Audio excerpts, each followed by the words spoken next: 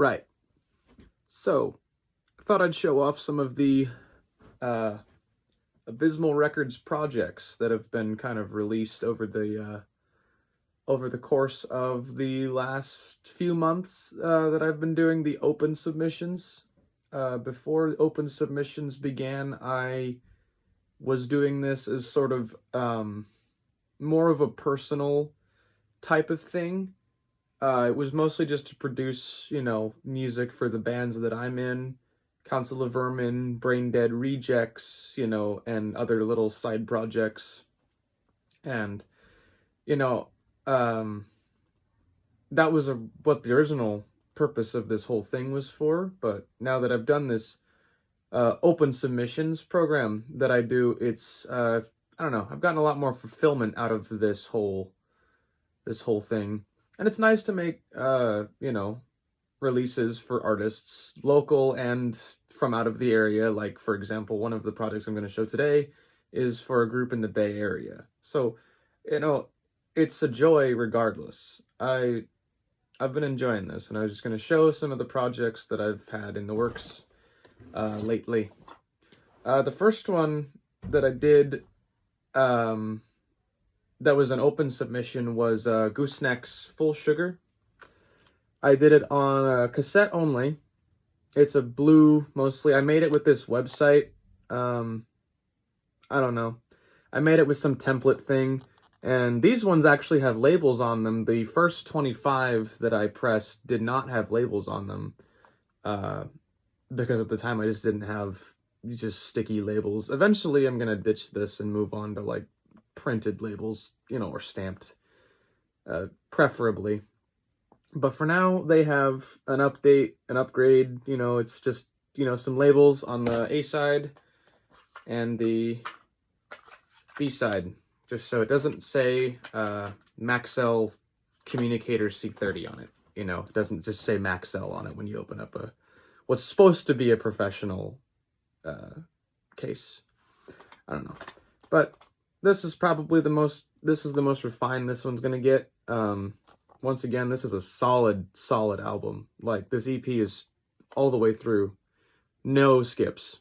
I love this band, and they make great stuff. So I'd pick up a copy if you're in Humboldt County. I'd pick up a copy of this for sure. It's just a good album. I mean, you don't have to buy a cassette. I'm not saying you have to buy a cassette. Just go buy the digital album even. It's fucking sick. That's Abys 05. There is a chronology of the releases, but it's not super complicated. This is just number 5 because it's the 5th thing that I've released since I started doing the number thing. I don't think the number thing wasn't used until we released the Killing February and Council of Vermin split, and that was last February. Because that was Abys 1, and everything since then has just been another number in the chronology. And it's gotten all the way up to the Tower of the Fool, which is the most recent project I have, is number 7. And before that is number 6, all of these are still being pressed. I'm almost done with Gooseneck. I think I have about 12 to 15 pressings remaining to finish for them, and then their full order of 50 is done. Something Wicked, I have about, I think, of a good solid 20 more to press. This is one of these that I've recorded, but I've not gotten a J card for yet. I actually have 6 others on this top of the cassette player back here that have been recorded, but they just don't have J cards yet. I will show you a J card on a paper sample, but I don't have one. I gave the other finished ones to them for their show, like 2 weeks back. This is, because the original first 25 that I gave them were tan, and because I just got a box of 25 tan Maxell C30s, and then they're duplicators, they're D30s or something. I don't know what cassette lingo. This is the front. These ones are black. I like this color a lot better personally, and I think that the ink shows up a lot better on it for the A and the B writing, since these ones, unlike the gooseneck tapes, do not have anything written on them. They're just completely blank. They're 30-minute. They're the same length, same size, and they just standard case, nothing crazy. The card for them, this is a fuck up version, obviously, because you can see I cut their names off. I was gonna use this for one of like a few weeks back, but I cut Peter's name off. Sorry, Peter. I apologize for that. But this is their J card, front cover, inside insert, and spine, and then the down here part, like the track listing and all that. So fairly simple layout, but I like it. I didn't make this one. Nate made this one, the front man for the band. He made this one and emailed it to me. I mean, it's a solid card. I don't know where he made it, but wherever he made it, good. And that's number 6. About 20 more of these to be pressed so far. Comes with their full album, their full debut album, Deceased, on the A side, and on the B side is 6 acoustic songs by Nate that he recorded down south somewhere, I think, over the summertime. So that's cool. It's kind of a special edition thing, so that's been trying to market it as that. It's not, I don't know. It has a whole album on one side and a whole album on the other side, so I guess, yeah, it works. I don't know. Punk band songs are short. What can I say? That's Deceased, special edition. Yeah.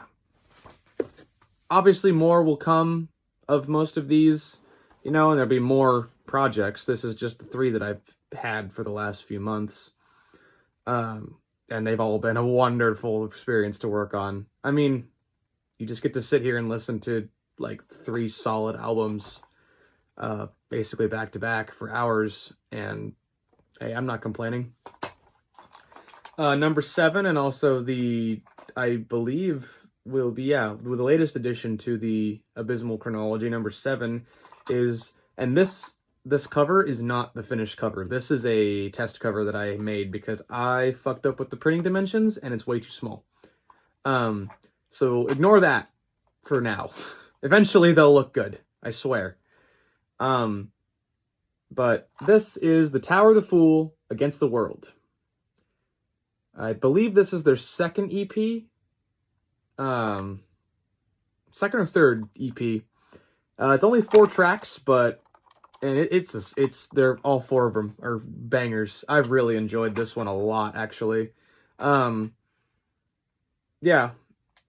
Pretty, I've just been printing on cardstock, and it's been working great for the color, because it makes the color look really vibrant, and particularly this one, because it has such a colorful, this is the first one I've done that has a, super colorfully dynamic design on the front of the cassette. The second most is this one. It's just, this is a little easier because it's, red, white, and blue, and that's basically it. This one has, purple, black, green, white, and I don't know. I'm colorblind, so I got a couple other, I'm sure there's a couple other shades on there that I can't even see right now. I did confirm, these ones are special, though, because they have 2 different tape colors. 25, there's a total order of 50 for the Tower of the Fool. 25 of them will be blue, like this, clear, hollow shell. And then 25 of them will be green, like this. So some green and blue action, a little bit of multicoloring going on. Should bring some fun dynamics to it. I don't know. Maybe it will, maybe it won't. But I'm happy with it, Happy to be making these. And that's just some of the Abysmal Records projects for, what is it, early fall now? No idea anymore. Honestly, I don't know anymore.